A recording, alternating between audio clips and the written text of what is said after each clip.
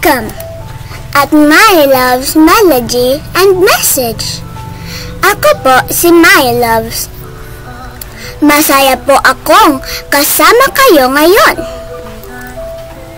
Ito po ang episode number 21. Ito po ay mensaheng biblikal.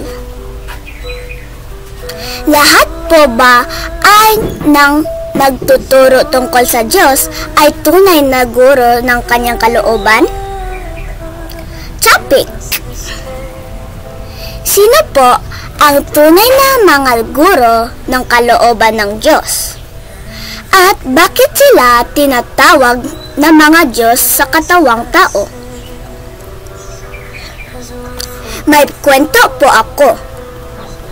Isang araw, tinanong ko si Papa, pwede po bang kahit sino ang magturo tungkol sa Diyos? Sabi niya, hindi anak. Ang nagtuturo ng kalooban ng Diyos ay yung mga anak niya na isinilang muli sa Espiritu. Napaisip ako po,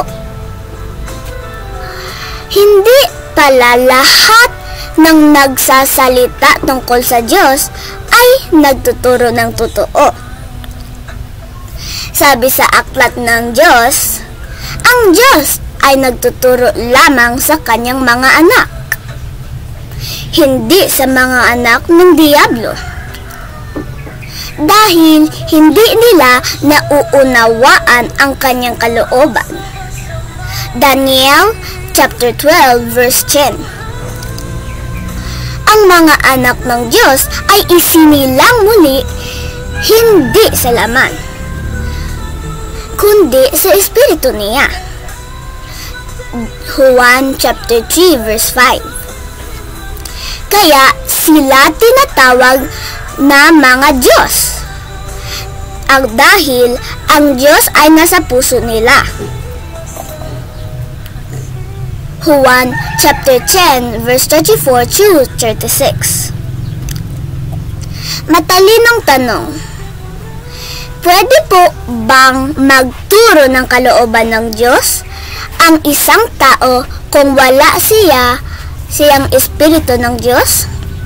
Halimbawa, kung ang guro ay hindi nagbabasa ng aklat ng Diyos, maaari po ba siyang magturo ng katotohanan? Hindi po.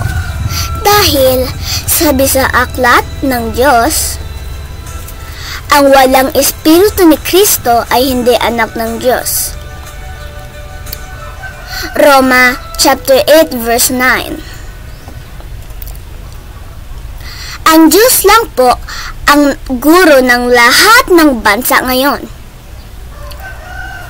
Nagtuturo siya sa kanyang mga anak sa pamamagitan ng aklat niya at ang Espiritu niya. Isaiah chapter 54 verse 13.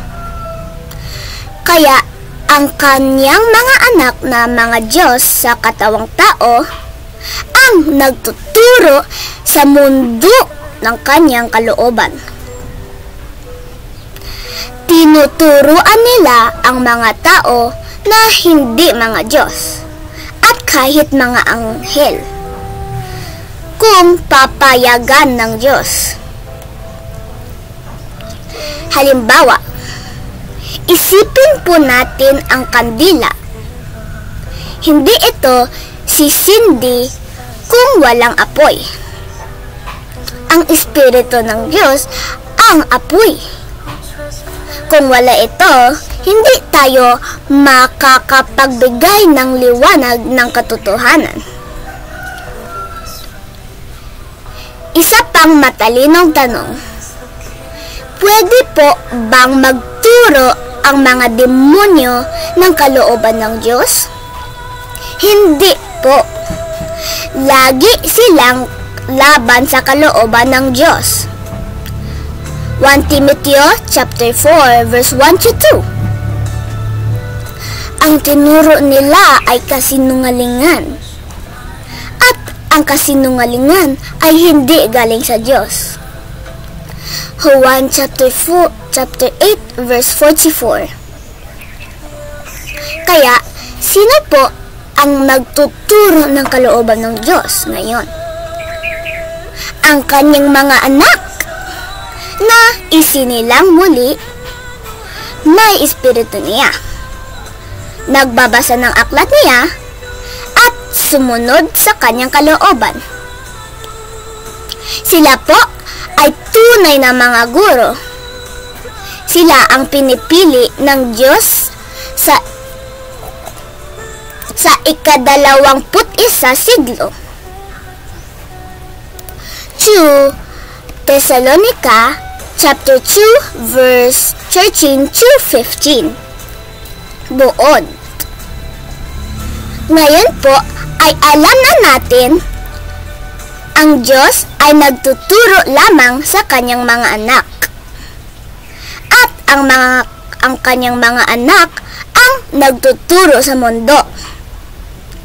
Sila ay mga Diyos sa katawang tao. Dahil ang espiritu niya ay nasa kanila.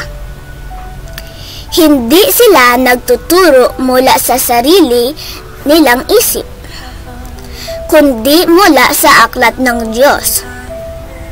Matalinong tanong, handa ka na bang turuan ng Diyos mismo sa pamamagitan ng aklat niya at espiritu niya? Tuloy po tayo sa pagbabasa, pag-aaral at pagsunod sa kanyang kalooban. Narito po ang tula mula sa puso ko. Isinilang sa espiritu, hindi sa laman. Katotohanan ang turo mula sa Diyos lamang.